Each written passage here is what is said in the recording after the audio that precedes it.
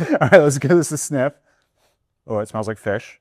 How have you seen the SDLC, software development lifecycle, change over the past, say, year? I'm actually curious as well, like you have this like interesting A/B. You have the view on Metronome's culture changing and then Stripes as well. Like what are the biggest changes?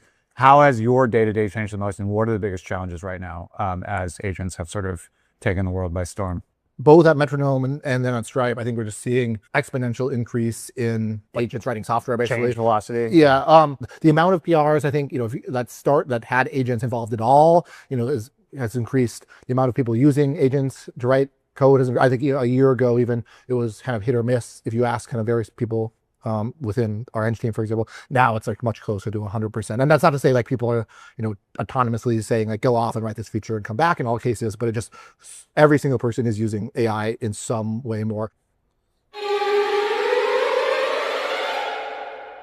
Oh, fuck, that's pretty good. I cracked open that tin fish can. Lord, what did I find inside? Hello, tail sampling, baby. This is our show where we talk about tin fish and occasionally observability. Excited to be joined today by Cosmo. Yeah, I'm Cosmo. I'm the CTO of Metronome. I'm Rustam, CEO and co-founder of FireTiger. How likely are you to recommend eating tin fish to a friend?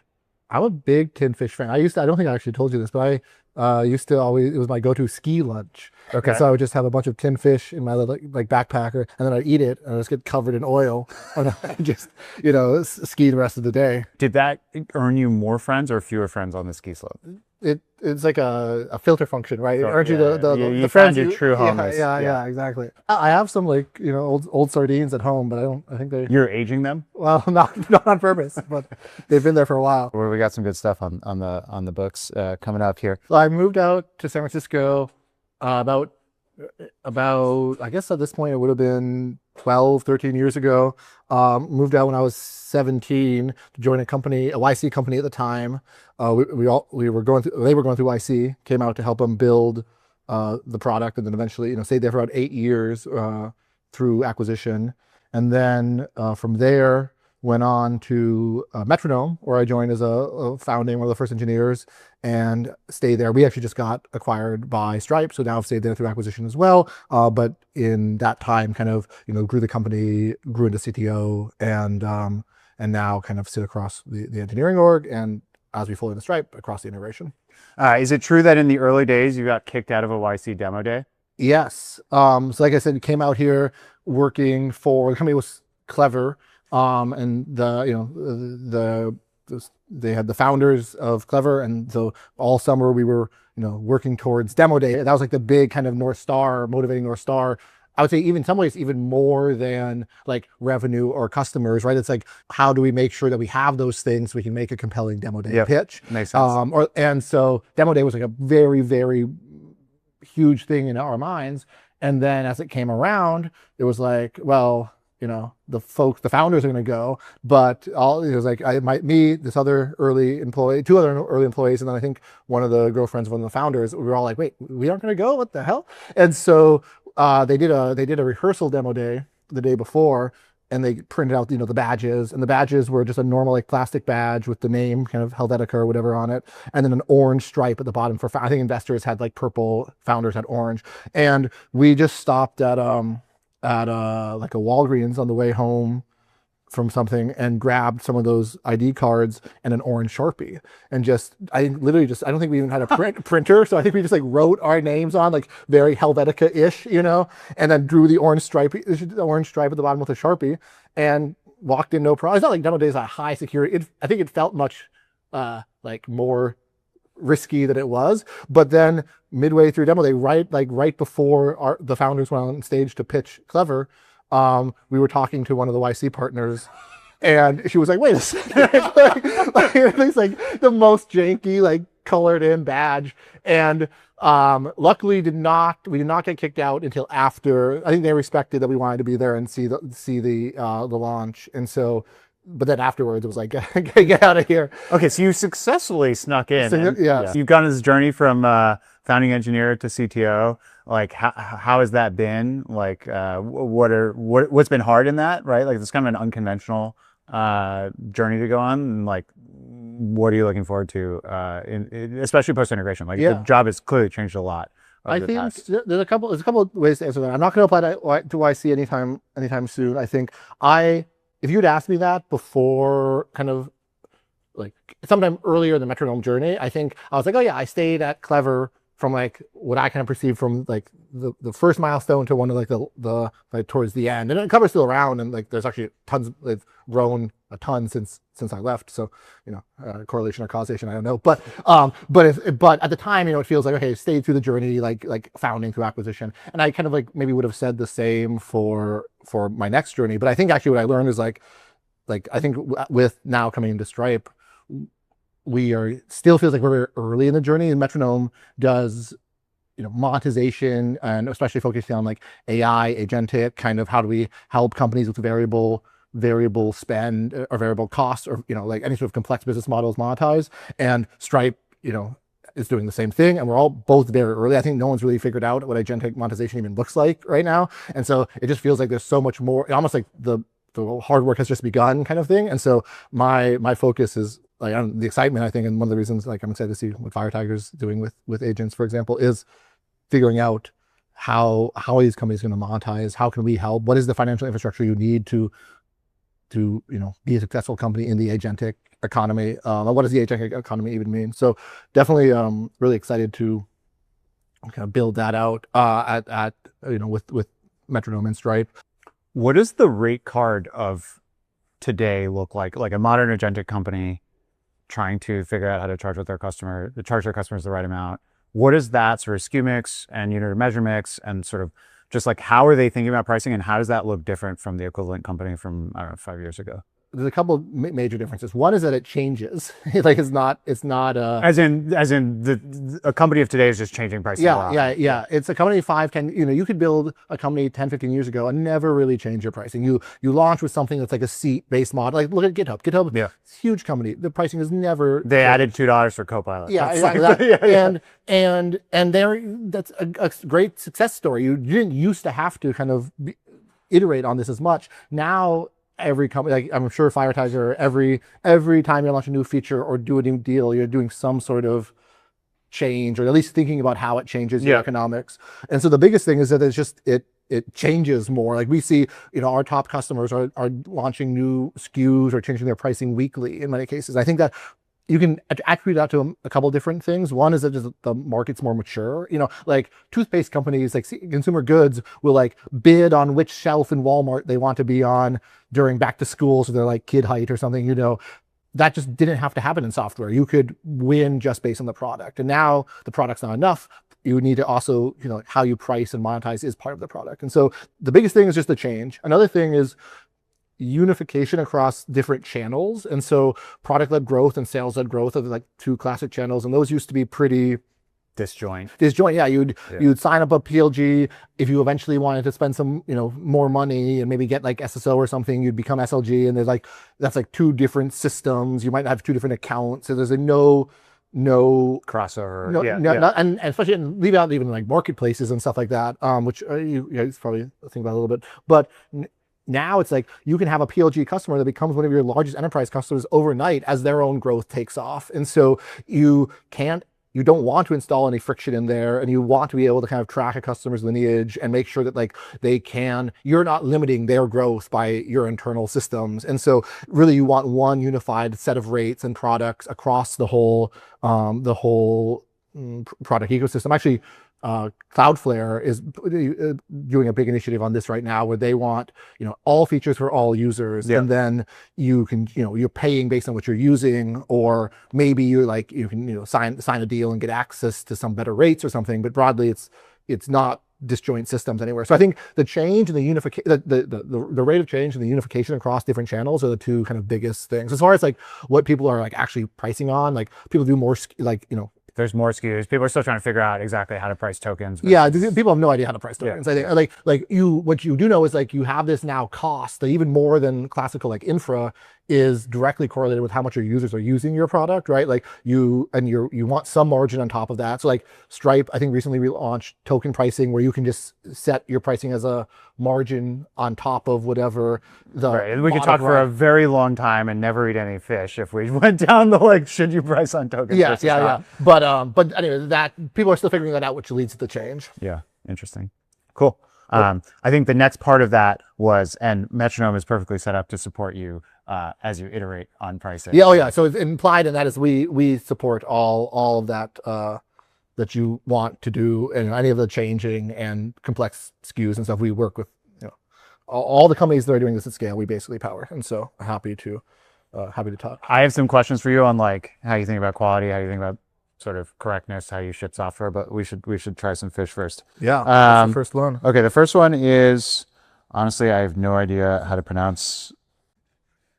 I actually couldn't even tell you what language this is in. That's kind of embarrassing. Peixe. We'll I think it's Portuguese. Okay, so this is a John Dory, which I think is a kind of fish that is only in the Atlantic, and it has a kind of funny like spot on the side, if I remember correctly. Oh yeah, and that's why there's probably a spot on the side of this box. And not because I know how to read this, but I believe this is John Dory in mint sauce. So, oh, interesting. There's a funny backstory to this can. There is some Sharpie on this because this can has actually gone up El Capitan and come back down because we didn't eat it on our trip. But why did you climb? this would have been a couple years ago. So it's also been aged. aged, Yeah, sure, yes. yeah. So let's pop this. But yeah, we got some good granite dust on the top. Oh, interesting. Not in mint sauce. Okay, so we got some John Dory in Orange. Okay. Orange sauce. You're much more eloquent talking about software than Yeah. I'm not a than fish. All right, let's give this a sniff. Oh, it smells like fish. Yeah, it smells good. Let's put this on some toast. Have you had John Dory before? We can split one of these. I don't think so. I'm excited. Not the canned version at the very least. Okay, we got some toast here. You want some butter? It's actually a work pro. We're just seeing how you respond to adversity with no fork. This knife is, I'm not going to blame the tools, actually. My chive slicing is just not that good. Okay, we got some chives as a little garnish. Grind of salt. The camera's got to eat too. Oh, yeah. Yeah. All right. All right, presentation, how would you rate that? No, 8 out of 10. 8 out of 10, okay. I don't remember if that's promoter or not. All right, cheers. I think it's promoted by 1. Promoter, okay. Oh, fuck, that's pretty good. I still don't know what the sauce is. I can't tell you either. Maybe like a little paprika-y. Dude, I've never had tin fish with that texture before. It's like so... How would you describe it? Yeah, it has a lot of body. Yeah. It's like firm, basically. And Like, very it doesn't firm, like yeah. flake that much when you're eating it compared to like a sardine or something.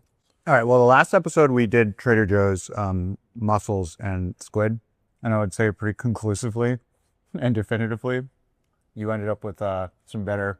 Well, those weren't aged. They weren't aged, right? That's, but I'm actually excited to finish this. Yeah, this is like I would eat this.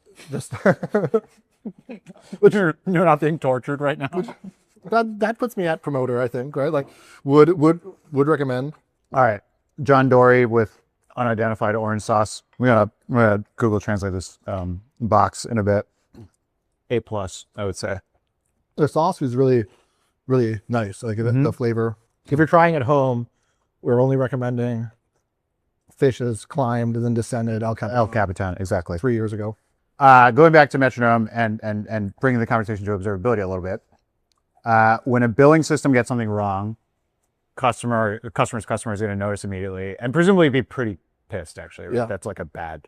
Trust is like the main product, I think, in our space. I often say like reliability is the product, but it is in service of trust. So like if you are a real-time system, which you have to be now, if you are selling, like agents or anything that that consumes money quickly. So you need real time. If that system goes down or like lets someone overspend what they wanted to or miscalculates how much they spend, you lose that trust, and you don't get that many shots on goal with trust. Like if you're using infra SaaS or something where, you know, there's downtime and uptime, it only takes like one really bad incident to go down, but you're using the service all the time. So you're like, okay, like most of the time AWS is up. It just goes down now and then. If you're getting a bill once a month, or like right. You only think about the service when it like misbills you, or when you blow past some limit of spend you put in so you wouldn't overspend, like you get a lot less kind of redemption arcs, and it's very easy to lose trust in a billing world, I think. How do you verify correctness? How do you think about correctness in this world where, you know, you guys are generating bills all the time and they better be correct, and then customers, to your point, are like, we've built a lot of systems. We kind of broadly would call them consistency checkers that check, you know, different parts of the system, inputs, outputs. We'll look across whole corpuses of data, kind of like in production, that in automated ways, to make sure that we stay like, you know, the things that go into the one system come out the other side that you'd expect. It is a lot of kind of like, you know, it's hard to build. If the consistency checker is wrong, then you're not going to find if you're not checking the right things. Like in production, we don't have a perfect solution here, but we do a lot of like making sure that across our corpus of data, 2 + 2 = 4 everywhere. We also then have a lot of, you know, QA and checks and other points. What you're saying though is, in your ideal state, your customers and their customers care about accurate bills. Yep. And that is actually like a provably, there is a correct or incorrect yes answer, right? And in an ideal world, your observability strategy would actually be centered on, are the right bills being generated? Are the right invoices being generated? And if they're not, work backward from there and figure out why. Yeah, and a lot of our kind of current state is, you know, getting to that end state somehow, but like kind of building up from the bottom instead. Up, right? Exactly. So you're using Datadog or something like it, and then sort of ingesting a bunch of information, and then an engineer is taking, like, Metronome's job is to create accurate bills, and then trying to translate that into some loose and disparate set of usually what it looks like is an engineer is given the challenge of like, make sure that the bills are accurate, and then they build some sort of system to try to do that on whatever signals that we have, whether that be log, like you mentioned with like Datadog or whatnot, or metrics, or just like data that we have. And then you have, you know, you have the system checking the system, and it's lossy, I would say, right? So you kind of have to layer all these signals on top of each other, with the end state of hopefully eventually we will be able to kind of ensure correct. Well, this is where I pitch you on FireTiger and tell you that if you were just using us instead of all these sort of legacy vendors, you could actually define an agent that says, make sure my bills are reliable, like that end state that the customers actually care about. Make that the thing that your engineers describe to the observability system, not like these low-level metrics, and then have agents actually go make sure that's happening. And when that's not happening, actually get to root cause on why. And then give agents, whether they're coding agents or other things around the business, the context needed to actually go correct those problems and drive toward accuracy and toward this objective, which is every bill should be accurate every time. Yep. So you're just kind of defining the end state of whatever the customer wants, basically, and then working back from that. Yeah. And skipping this like weird translation from the very high level to the low level. And then the problem is, with classic observability systems, you see this drift, right? You've defined all these like perfect alarms. You know, the set of metrics that you want to track at the lowest levels, they match the sort of spec as defined on, you know, day one or whenever you're implementing it, and then software changes, and now it's changing really quickly, right? And all these things go out of date, and all the runbooks go out of date. Like the signals that would cause you to be worried about the uptime or correctness of a system or something are no longer the signals that actually correct. Exactly. Yeah. What's the worst incident you've ever worked on at Metronome or otherwise?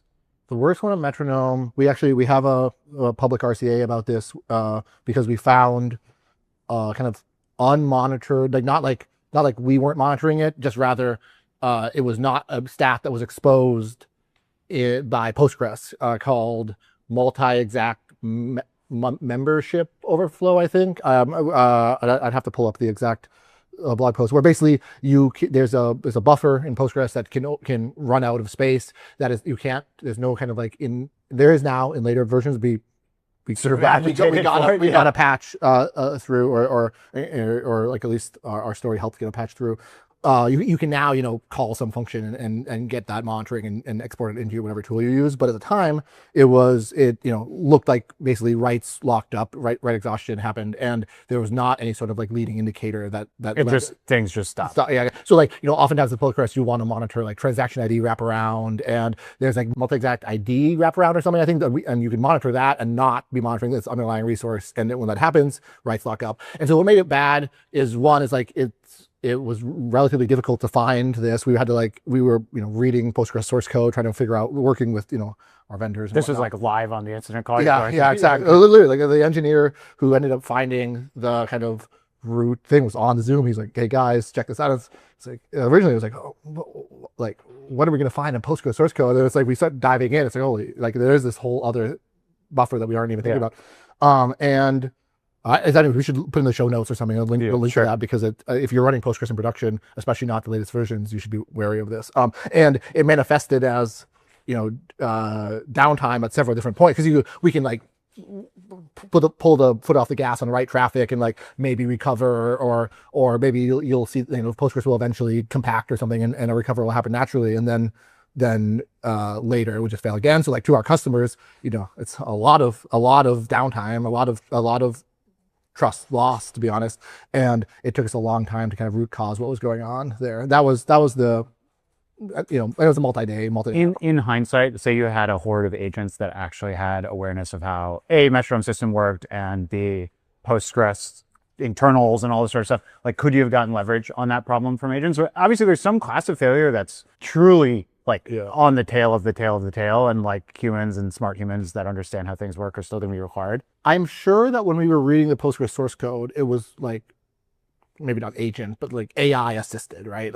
Like help me navigate this completely new, huge code base. Like this didn't happen that long ago. We were using agents. It was in the last couple of years. Like we were using AI to do that. I think we are not at the point yet where like an autonomous agent would be like, oh, writes are locking up, or at least not before we blog post about this and it's like in Google search results. I think it would have been, we would have had to be a little bit closer to like full AGI for someone to be like, your point is like this was off distribution both for your own experience and for in the industry. Yeah, exactly. But because a human did it, I'm sure that we will get to a place where an agent could be doing that. Sure. I just don't think at the time that would have been the case. Okay, as a salve for the sad incident story, let's try the second 10 here. Okay. We have some Blommelsing, number 1, Limfjord blue mussels. I think these are from the Faroe Islands, actually. Sweet. I like the packaging on this one. It's like a. Does this mean is this Korean? What do you think the currency is? Kroner, maybe? Oh, maybe. No, I have no idea. There might be some weird backstory to how I obtained this one too. It costs 110 of something. Yeah. Okay. Multi-currency support is important. Okay, let's pop this bad boy. Ooh, look at the color of that. They look less like sewery than the last mussels we've opened. Okay, I think on the website for Fangst, which is I don't know how you pronounce that, the brand for this guy, they suggested making a little salad out of these. Okay. Should we try one on its own? Let's try one on its own, and then we can mix up with stuff. Oops. Well. It smells very vinegary, actually. Ooh.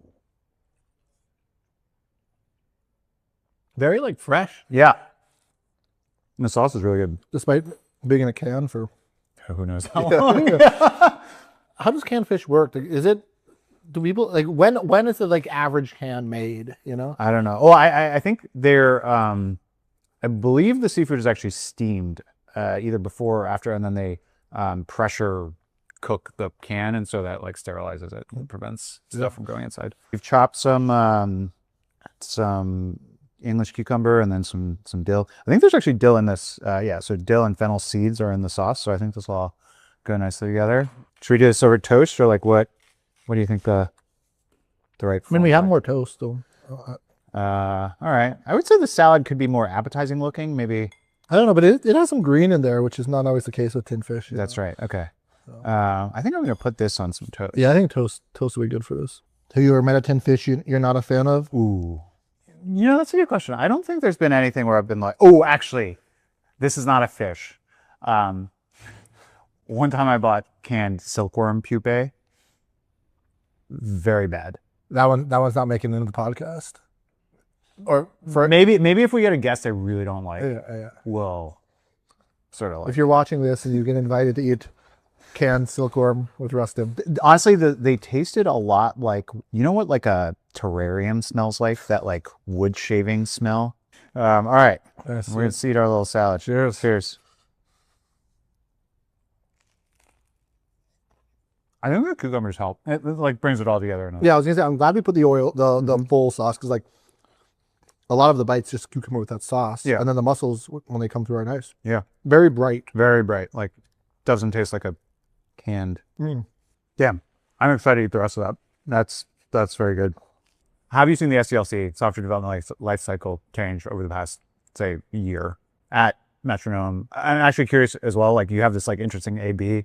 You have the view on Metronome's culture changing, and then Stripe's as well. Like, yeah, what are the biggest changes? How has your day-to-day changed the most, and what are the biggest challenges right now as agents have sort of taken the world by storm? Both at Metronome and then on Stripe, I think we're just seeing, exponential increase in agents writing software, basically. Change velocity. Yeah. The amount of PRs, I think, that had agents involved at all, has increased. The amount of people using agents to write code has, I think, a year ago even, it was kind of hit or miss. If you ask kind of various people within our eng team, for example, now it's like much closer to 100%. And that's not to say like people are, autonomously saying like, go off and write this feature and come back in all cases, but it just, every single person is using AI in some way more. We have our designers at Metronome have sort of become front-end engineers, and that's been a fun journey to go through with them, because it's both been very cool to kind of unlock this whole pool of very motivated development resources, where like sometimes even with AI assisted stuff, it's like, oh, can we change the, whatever, the button copy here, or make this confirm flow better? And it's like that sometimes will end up in the bottom of a roadmap. It's just like not worth the context switching to spin off or something.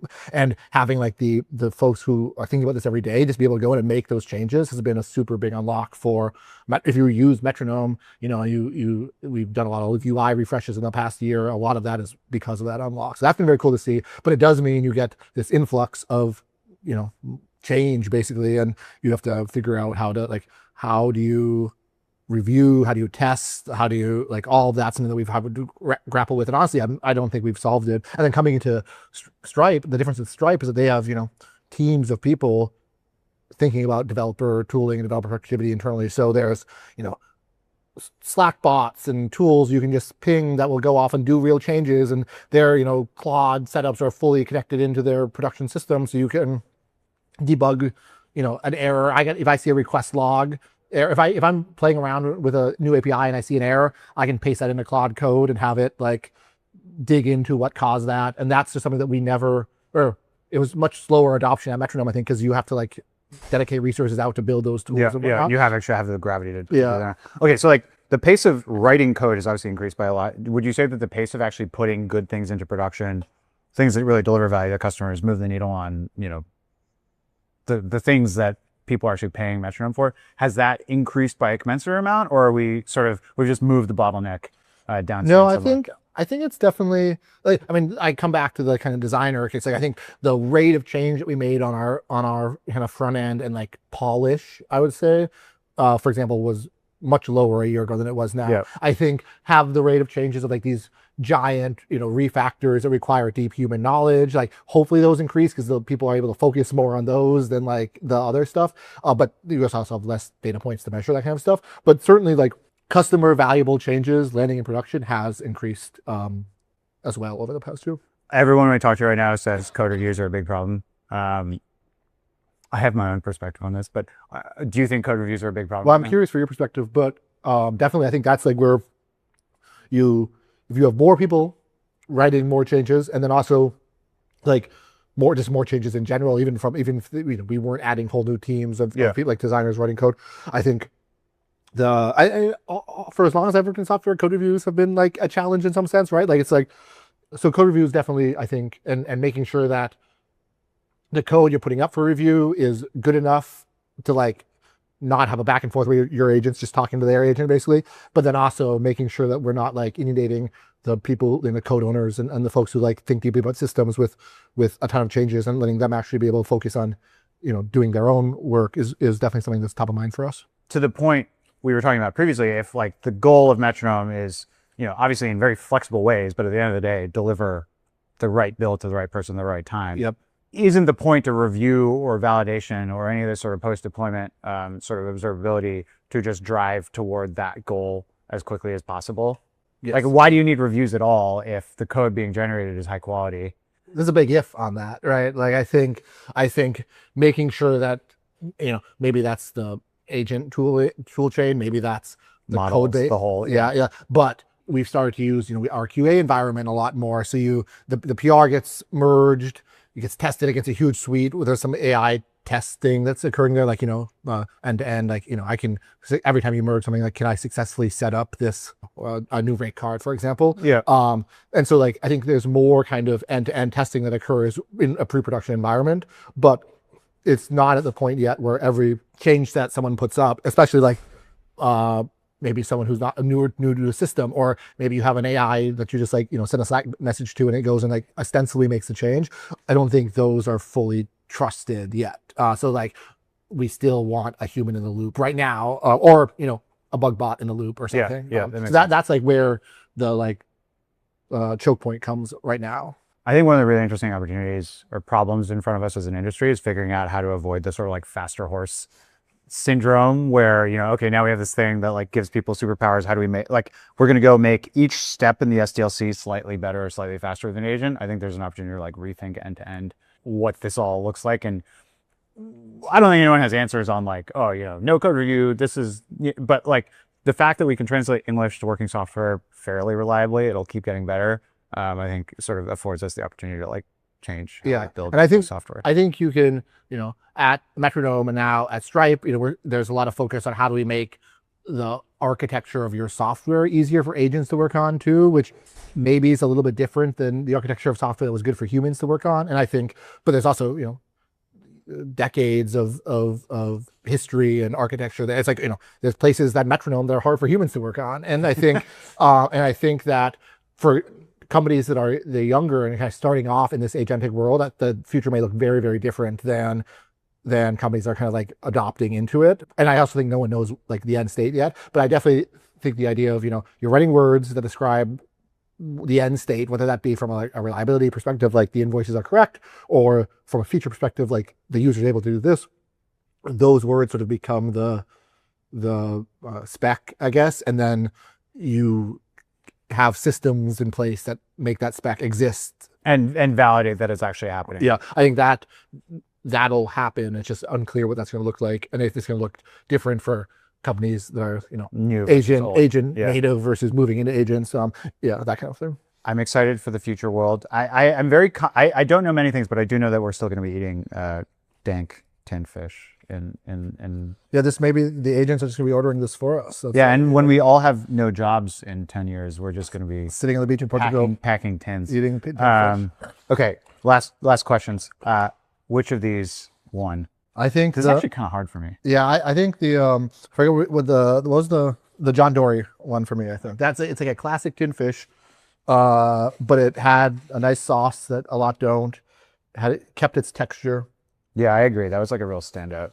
This was good. The mussels were good, fresh. If you had this, I don't think you would know they were bringing out tin fish. It felt very fresh, but yeah, the John Dory took it from me. John Dory. I think the brand is ABC Plus. We'll put a link in the notes.